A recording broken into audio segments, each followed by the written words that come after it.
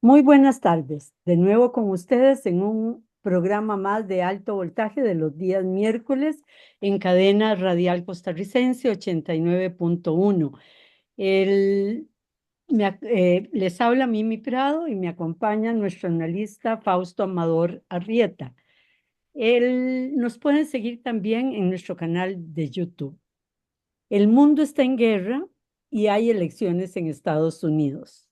Nuestro programa de hoy es otra forma de predecir las elecciones en los Estados Unidos, pero posiblemente terminemos con el tema de la guerra y su efecto en estas elecciones. Hay una nueva forma de predecir.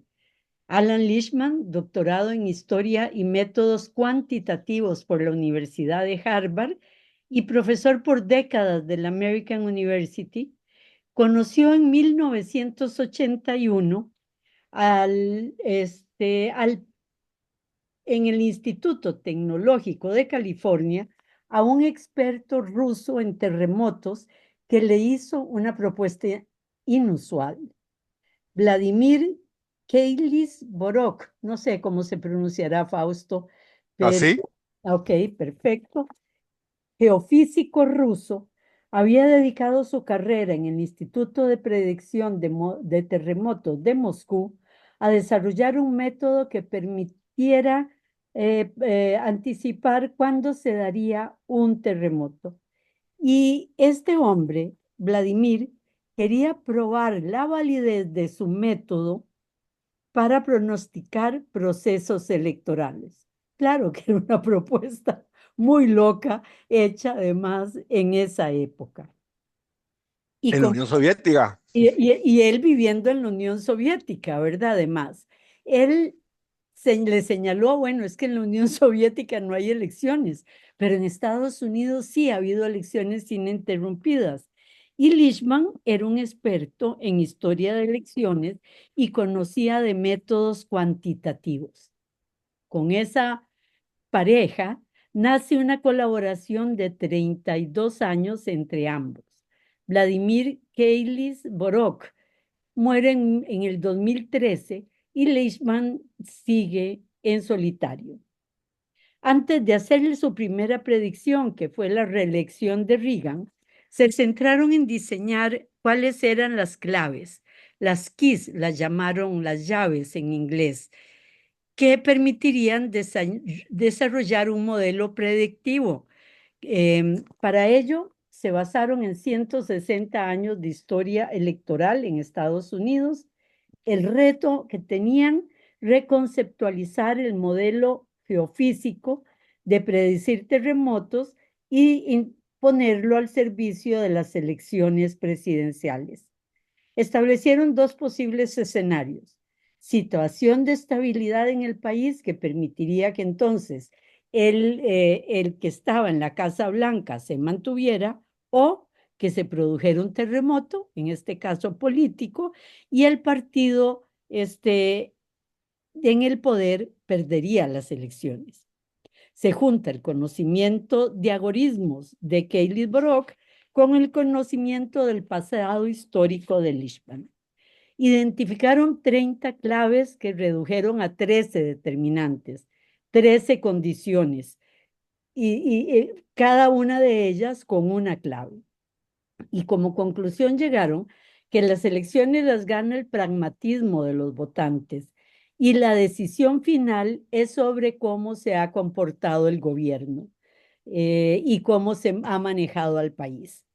Solo hay dos claves que tienen algunos elementos subjetivos que tienen que ver con el carisma y la acción de los candidatos. Ambos predijeron la que era una dudosa reelección de Reagan, acusado en ese tiempo de viejo y de enfermo y con algunos problemas mentales. Eso recuerda muchísimo a Biden. Y predijeron que Reagan ganaría antes de que se nombrara al candidato demócrata.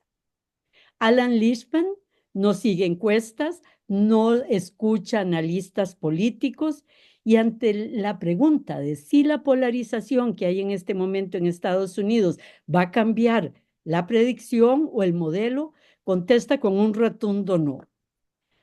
Abro comillas. Él dice, las claves no se ven influenciadas por hechos cambiantes, son estructurales. No cambian con los años ni con la llegada de la tecnología. Tienen 160 años de historia. Son increíblemente sólidas. Se remontan a los días en que se hacía política a caballo y en carruaje. Cuando sigue hablando Leishman. Cuando Abraham Lincoln fue elegido en 1860, las mujeres no votaban, los afroamericanos estaban esclavizados y ya había una polarización inicial entre el norte y el sur. Leishman ha pronosticado que gana Harris, pero hay una variable que ronda la geopolítica del mundo y que puede cambiar todo: las guerras que se dan en este momento. Buenas tardes, Fausto. Muy buenas tardes, Mimi. Eh, sí, realmente presentaste de una forma espléndida y sintética este nuevo método. Pues nuevo, está viejo, ya viene de 1981. Pero bueno, pocas veces en la historia, ni siquiera en las inmediaciones de las dos grandes guerras mundiales, en 1913 y en 1938, el mundo se ha visto enfrentado a un panorama tan espeluznante de crisis bélica. Y son crisis que se juntan y que son decisivas en un dramático proceso que ya hemos hablado de transición de una época a otra. En Oriente Medio, el genocidio que sufre la población de Palestina a manos de Israel, la invasión apenas ayer de Israel al Líbano. Todo eso amenaza convertirse en un reguero de pólvora con la potencialidad espantosa de una guerra generalizada en la que grandes potencias nucleares pueden verse enfrentadas. Ya no se hable de la guerra de Ucrania, donde ha habido advertencias, el pasado programa lo vimos, de una guerra directa entre Rusia y la OTAN que se convertiría instantáneamente en la llegada del fin de la civilización humana. Bueno, ese es el escenario donde en el trasfondo se celebrarán las elecciones en los Estados Unidos. Se puede decir entonces que estas elecciones tienen una importancia inusitada. No existe analista internacional que no vincule estas elecciones con sus impactos en ese sombrío panorama internacional. Por eso despiertan enorme interés todos los intentos de prever sus resultados. Para vislumbrar lo que se espera, lo normal y acostumbrado ha sido hasta ahora recurrir a las encuestas de intención de voto. Sin embargo, el número de encuestas es increíble y de hecho ya se recurre a estudiarlas en su conjunto, haciendo simulaciones y análisis más bien de promedio. Pero la situación actual, además de ser de una trascendencia enorme, está prácticamente en una relación de paridad inusitada.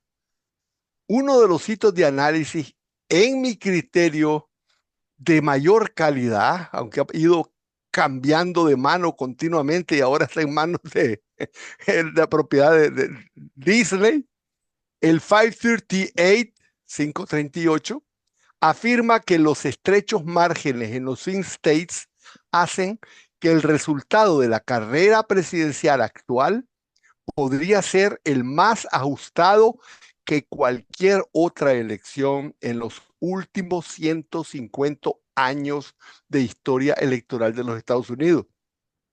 Y cuando dice 150 años, no está diciendo un número grande para decir 200, 150, 120, no, no. Se está refiriendo a las elecciones que se dieron hace casi 150 años, que tuvieron los más estrechos resultados en toda la historia de los Estados Unidos hasta ahora, tanto en el voto popular como en el colegio electoral, y que tuvieron terribles consecuencias porque estuvieron a punto de provocar un nuevo estallido de una guerra civil y terminaron decididas por un acuerdo entre demócratas y republicanos, que prácticamente terminaron diciendo: está bien, te regalo los votos electorales con la espantosa consecuencia de haber significado el fin de la reconstrucción del sur y el inicio de las famosas leyes de Jim Crow que institucionalizaron la discriminación racial en los Estados Unidos. Ya sabemos las tremendas consecuencias que eso tuvo. Estamos en un momento así y a eso es que se está refiriendo el 538, el sitio este de análisis de elecciones. Bueno, adicionalmente a esos extremos de empate que muestran las encuestas, también está el hecho de que en las últimas dos elecciones las encuestas no dieron pronósticos acertados. De ahí que se ha creado el interés por otro tipo de previsión de resultados electorales. Y es por eso que discutimos, vos y yo, Mimi, el interés que podía tener presentar este método de predicción de elecciones. Desde 1984, bien lo dijiste, con la reelección de Reagan, ha predicho con exactitud los resultados electorales sin equivocarse ni una sola vez. Ahora bien, hay una elección en la que el método Lichtman-Keilis-Borok falló y no falló. Fue Exacto. el año, fue el año 2000, en la elección de Bush contra Gore. Licht predijo que Gore ganaría y se equivocaron porque Bush fue electo. Pero en realidad resultó que no estaban equivocados, porque esa elección se decidió por una decisión del Tribunal Supremo de Estados Unidos, que de repente retuvo el recuento de votos en el colegio electoral, porque todavía no se habían terminado de definir con las cuentas de Florida cuáles eran los delegados electorales de la Florida. Después se resultó que si se hubieran contado todos los votos, Gore habría ganado. Entonces, realmente el método Lichtman-Borok también resultó eficaz en este caso. Bueno, volvamos al método. 10 Este, elecciones de 10 han predicho. Es decir, han predicho el resultado acertado en 10 elecciones. Es decir, sí, sí, sí todas. son todas, son 40 años. Como este método parte del análisis de los terremotos, vos lo dijiste bien, lo que propuso Kaylee Boro fue comparar una elección presidencial con un terremoto, donde la elección del partido opositor representa el terremoto. Esto se aplica súper bien, no a todos los sistemas electorales, pero sí al sistema propiamente binario como el norteamericano, que se compone solo de dos partidos. Aunque de vez en cuando aparecen terceros partidos, pero también esto es tomado en cuenta en el método de Lichtman. Partiendo de esas premisas binarias, se elaboró la famosa lista que vos hacías referencia de 13 puntos claves que se expresan en forma de 13 afirmaciones. Cada clave es una afirmación. A esa afirmación se debe responder verdadero o falso. Si la respuesta es verdadero, se otorga un punto al partido de gobierno. Si la respuesta es falso, se otorga un punto al partido opositor. Entonces, las respuestas verdaderas se otorgan ahora al Partido Demócrata y a la candidata Harris, y las respuestas falsas se aplican al Partido Republicano y a Trump. Cada una de estas afirmaciones, que ellos llaman claves, otorga un punto. Y entonces, si el candidato del partido opositor gana por lo menos 6 puntos, entonces el partido en el poder lo pierde.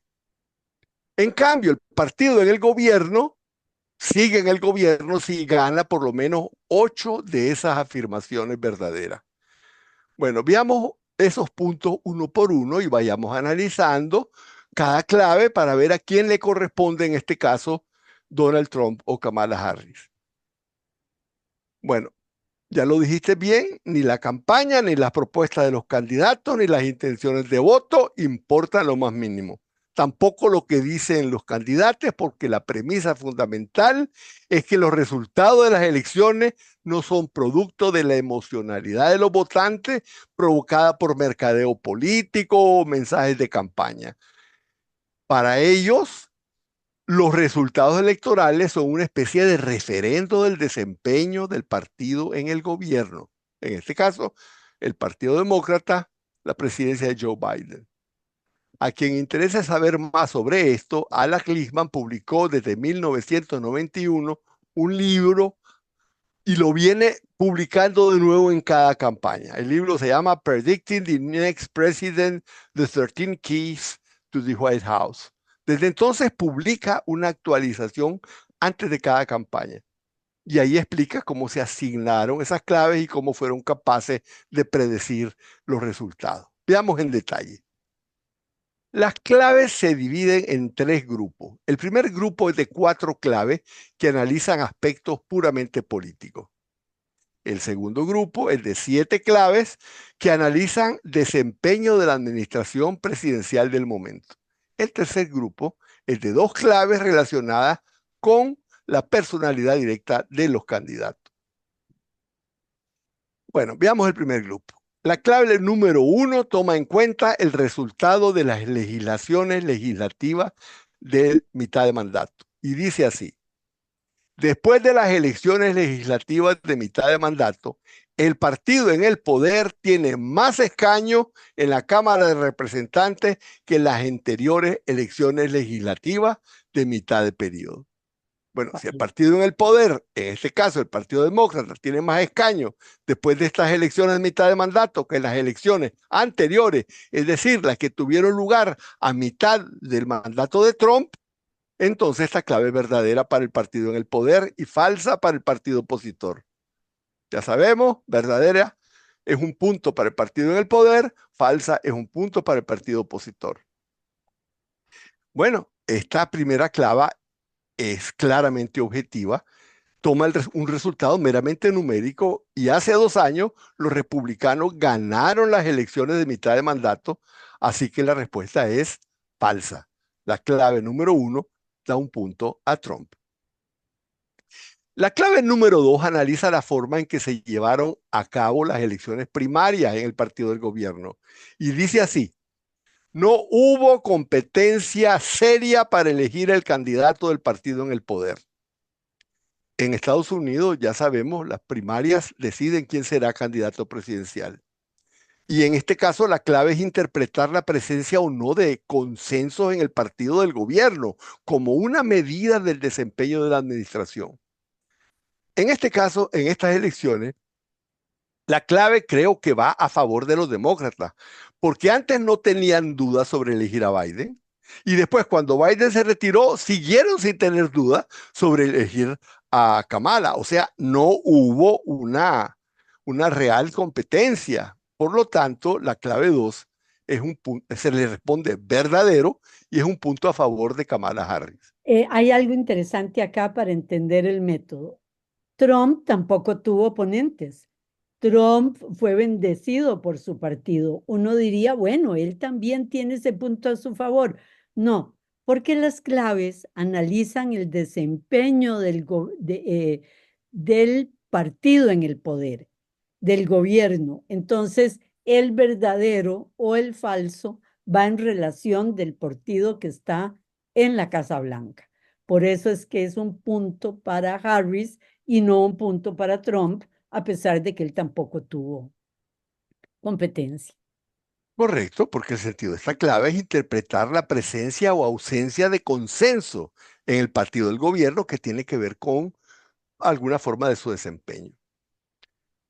Un ejemplo de donde las primarias fueron muy debatidas fue la elección entre Trump y Clinton en el 2016. Gobernaba Obama y a Hillary le costó muchísimo ganar las primarias contra Bernie Sanders. La respuesta en ese momento fue falso y en efecto las primarias las ganó Clinton, pero perdió las elecciones. La tercera clave es súper sencilla. El candidato del partido en el poder es al mismo tiempo el actual presidente de Estados Unidos. Y aquí no hay mucho que discutir. En este caso, la respuesta es falso, porque Harris no es presidente de Estados Unidos y entonces la clave número 3 es un punto a favor de Donald Trump. Y Aquí bueno, vale que tiene medio punto por ser vicepresidenta y renuncia del otro. No, el punto lo pierde. Sí, sí, sí, esa sería una opción. De hecho, sería una opción que no consideró Lichtman, Exactamente. dar medio punto. Bueno, veamos la clave número 4. Dice así: no hay ningún tercer partido digno de mención o ninguna campaña independiente. En este caso, casi hay un tercer partido, pero se retiró y apoyó a Trump. Por lo tanto, al no haber campaña independiente, la respuesta es verdadero y la clave 4 es un punto para Kamala Harris. Y Es con como eso los casi no existen. Aquí tampoco hay medio punto. sería Para Trump, sería pero para no. Trump, pero no. Con esto cerramos las 4 claves del primer grupo de claves, las de carácter político. Y vamos 2 a Perdona, 2. y vamos 2-2, eso te iba a decir. Pasemos ahora al segundo grupo de 7 claves propiamente políticas, relacionadas con el desempeño del partido en el gobierno. La clave número 5 es sobre la economía a corto plazo y es así. La economía no está en recesión durante la campaña electoral. Y tenemos que responder, cierto, porque se refiere exclusivamente al año de la campaña. Y Y a esto, recesión, ¿verdad? no, no, y no es a recesión que a mí me parece que esta es recesión, no, No. es según la Oficina Nacional de Investigación Económica. El país está, aunque levemente en recesión el año anterior, que beneficiaría al partido opositor, pero en este año no lo está. Y por lo tanto, beneficia al partido en el gobierno. La clave 5 da Para- un punto a Harris. Debo añadir, y esto es importante que lo diga, que en el libro Lichtman, aunque hay que comprender las 13 al mismo tiempo, Lichtman le da un porcentaje de valor a cada pregunta. Y a esta pregunta, a esta clave, le da el valor predictivo negativo del 100%. Él solo predice quién es presidente. Si la economía está en recesión en el año de las elecciones, el partido opositor siempre gana. El partido en el poder puede inventar cualquier cosa, pero si la economía está en recesión en el año de las elecciones, va a perder y así ha sido 100% de las 40 veces que ha La predicho economía está estúpida. Lehman. Is the co- Exacto. Es The Economist Stupid. Estamos No, ¿cómo estamos en tiempo? Perdón. a punto exactamente en este momento. Entonces, vamos a ir a un corte mejor antes de entrar al punto que sigue y regresamos con ustedes en unos minutos. Antes del receso estábamos hablando del quinto punto, el que no había recesión electoral, recesión económica, perdón, y que ese era un punto a favor de Harris. Correcto. Eso nos lleva a la clave número 6, que se refiere a la economía a largo plazo y es un poco más compleja. Se enuncia así: el crecimiento de la renta real per cápita durante el mandato presidencial es igual o superior al crecimiento promedio durante los 2 mandatos presidenciales anteriores. Para aplicar esta clave, se debe analizar cómo ha crecido la renta per cápita entre 2020 y 2024 y compararlo con el promedio de crecimiento de la economía de 2012 a 2020, que fueron la última presidencia de Obama y la presidencia de Trump.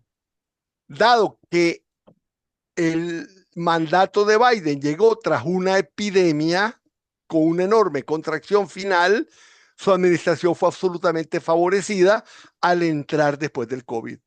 Por eso el crecimiento de la renta per cápita del gobierno de Biden no puede ser inferior a la media de los 2 gobiernos anteriores. Es un poco inferior a la renta, al crecimiento durante el último año de Obama, pero es el promedio de los dos y entonces la clave es verdadera y da un punto a Kamala Harris. Aquí también habría medio punto que no existe, que es cómo lo perciben los consumidores y cómo los consumidores sí sienten, ¿verdad? que les ha afectado la redistribución del dinero, pero eso tampoco vale aquí, o sea, no existen los términos medios. No, pero en este caso yo difiero porque en realidad él está refiriéndose a cuestiones objetivas determinadas por las oficinas encargadas de ponerlo. No, no está entrando en la subjetividad de los electores, porque claramente él dice que las claves tienen que ver con el desempeño del gobierno, no con la subjetividad de los electores. Bueno. Esta clave refleja una tendencia de los Estados Unidos como pueblo. Me estoy refiriendo a la clave número 7. La clave número 7 es muy interesante porque tiene que ver con la política interior y se enuncia así. La actual administración ha sido capaz de realizar cambios radicales en política exterior. Es una medida de el Perdón, en aprecio que política tiene interior, en política interior, interior. en política interior, o sea, en política interna, pues. Ujú. Para que no se confunda con exterior. En mi opinión, esta clave puede asignarse positivamente al presidente Biden, ya que hizo grandes cambios, aunque sea deshacer lo que hizo Trump. Regresó al acuerdo climático, eliminó las restricciones sobre inmigración que Trump había puesto y después introdujo una amplia serie de subsidios económicos importantísimos, leyes para promover, la más importante de ellas probablemente para promover la inversión extranjera, disminución de impuestos para favorecer las inversiones que vengan, apoyo a las deudas estudiantiles. Bueno, esta clave es muy importante. Dicen que fue la que le permitió reelegirse a Obama por su gran cambio del Obamacare en la segunda, en su primer mandato, que le permitió ser electo para el segundo mandato. Por tanto, la respuesta es verdadero y entonces la clave número 7 da un punto a Kamala Harris. La clave número 8 se tiene que ver con la subjetividad, pero ya no de la sensación genérica de que siento así o siento asado, o que me siento mal o no. No, dice, el mandato de la actual administración no se ha producido ningún malestar social sostenido. Durante el mandato de la actual administración no se ha producido ningún malestar social sostenido. O sea, se está refiriendo no a una sensación vaga, sino a protestas en la calle. Se refiere a situaciones de descontento sostenido que la administración se ha mostrado incapaz de resolver. Ejemplos destacados de algo así, por lo menos Limnan lo designa, dice, son las protestas de la guerra de Vietnam, los disturbios de la lucha de derechos civiles, el movimiento Black Lives Matter. Todos esos eventos llevaron al país a tener las ciudades en un estado de zozobra durante bastante tiempo. Esta clave demanda que el nivel de protesta sea alto y sostenido. Por ejemplo, un episodio tan grave como el asalto al Capitolio del 6 de enero no cuenta por dos razones. Una, porque fue muy corto, no se mantuvo en el tiempo. Y dos, porque no ocurrió durante la administración Biden, sino que Y fue. tres, porque además no fue masivo, fue un grupo de enloquecidos, asusados, pero no se tomaron todas las calles de Estados Unidos en las protestas por las elecciones. Sí, no fue, no, sí, fue localizado. Correcto, totalmente correcto. Bueno, eh, por eso la clave número 8 es un punto para Kamala Harris. Vamos a la 9. Se refiere a los llamados escándalos de una administración. Y dice así, la administración en funciones está intacta a lo que a grandes escándalos se refiere. Se refiere a los miembros de la administración, a la personalidad física del presidente. Si es verdadero, bueno, la administración está intacta, va a favor del partido de gobierno. Si es negativa, si es falso, si no quedó intacta, va a favor del partido opositor. Bueno, para hay algunos escándalos cercanos a la familia de Biden en esta ocasión. Por ejemplo, lo que Hijo, ocurrió con su hijo Harry. Sin embargo, Harry se llama. Panther. eh, Panther, Hunter. Pero eso no cuenta porque no fue directamente él. Hay Y otro además el ejemplo, presidente lo resolvió bastante bien. O sea, quiero decir, amando a su hijo y reprochándole el acto. O sea, sí, ¿verdad? pero lo que se refiere, la propia clave es si hubo o no hubo y si eso se refiere o no se refiere.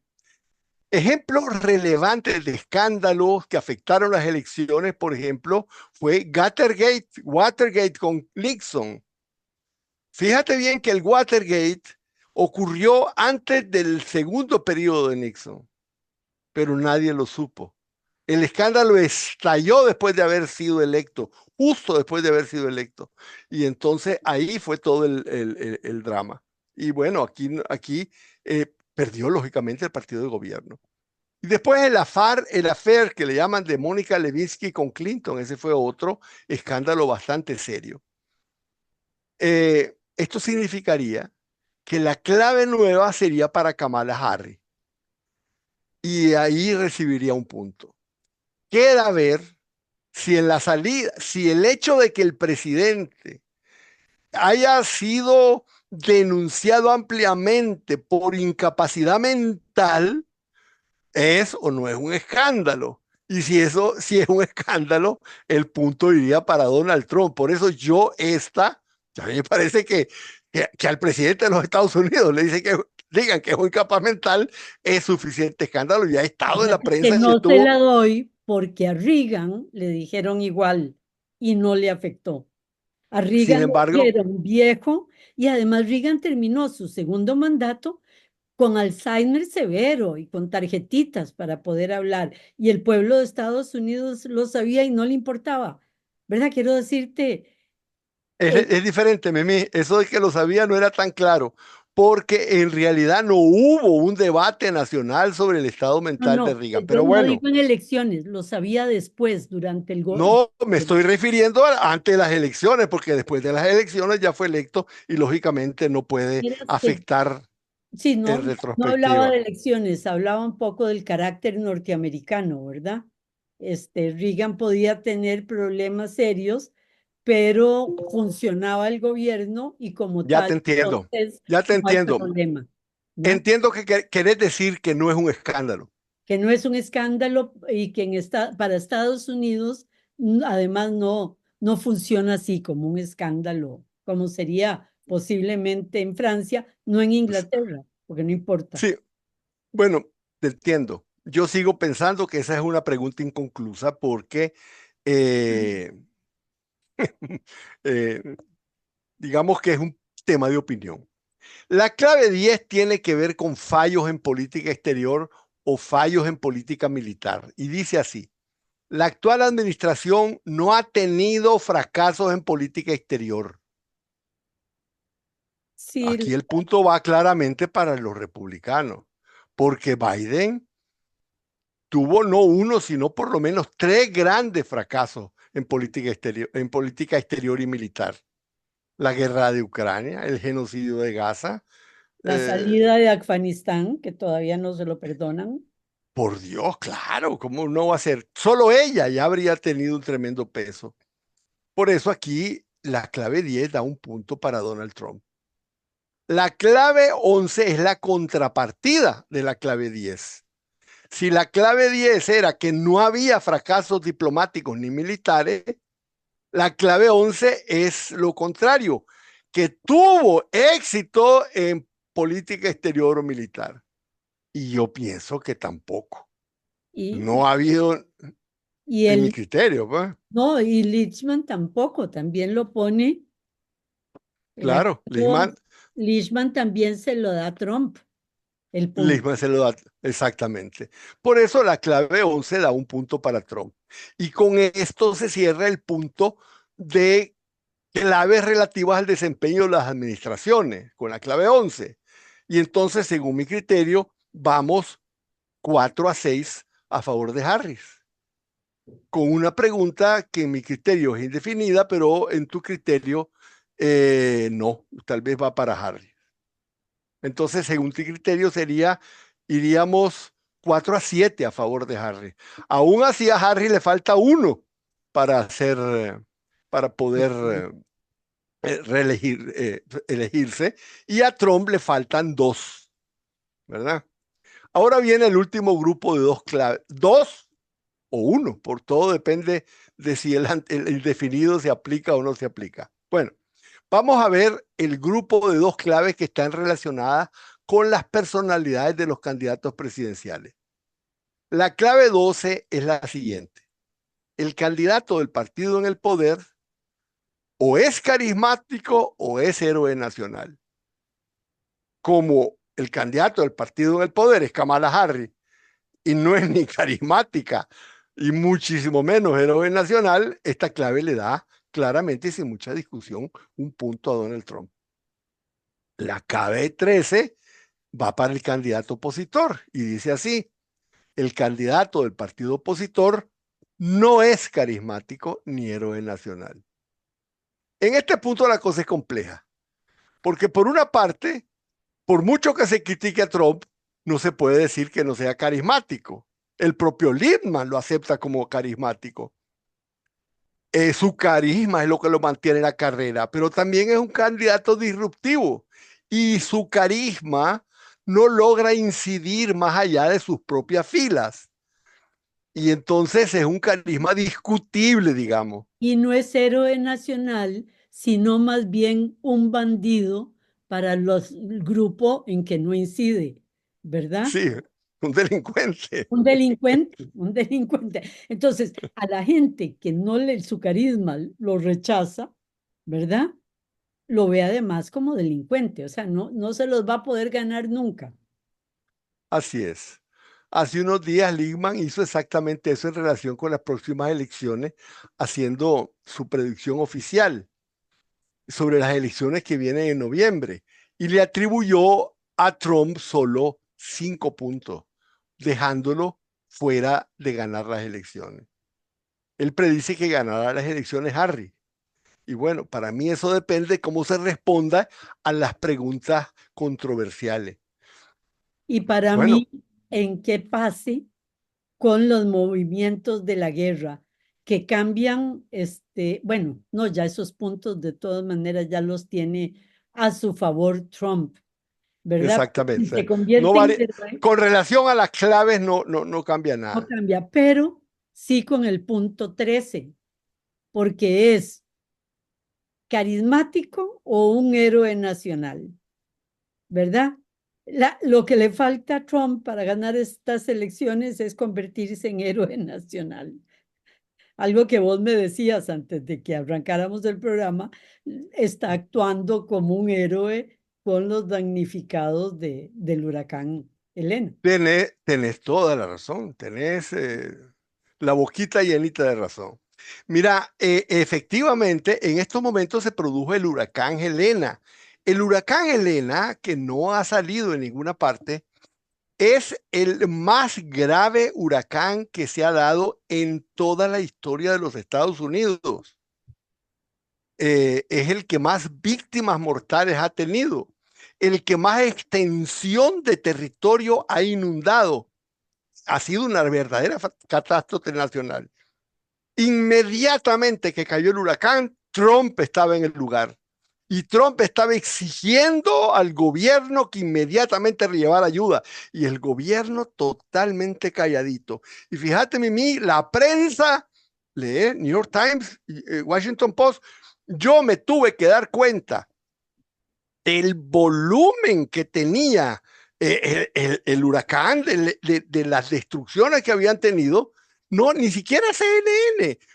Lo que me lo dijo fue Der Spiegel, que lo leí esta mañana, y el Fato Cotidiano, que lo leí ayer en la noche. O sea, es increíble que la prensa Alemana e italiana. alemana e italiana digan que esto es una catástrofe inaudita en los Estados Unidos. Y bueno, y entonces llegó Trump, inmediatamente se presentó, Trump salió en la prensa, fue destacado, se ha visto, ha criticado al gobierno, ha exigido que se otorgue mayor mayor apoyo, mayor ayuda. Y la Kamala Harris ni siquiera se había pronunciado, Mimi ni siquiera había dicho, esta boca es mía. Y ahora sí, después de que Trump va, ya ella también va. Y el propio presidente creo que iba a ir hoy en la mañana, hoy en la tarde. Pero En fin, tarde en grandes caravanas de ayuda. Es que me acabo de acordar del huracán Katrina, ¿verdad? es más fuerte que el Katrina.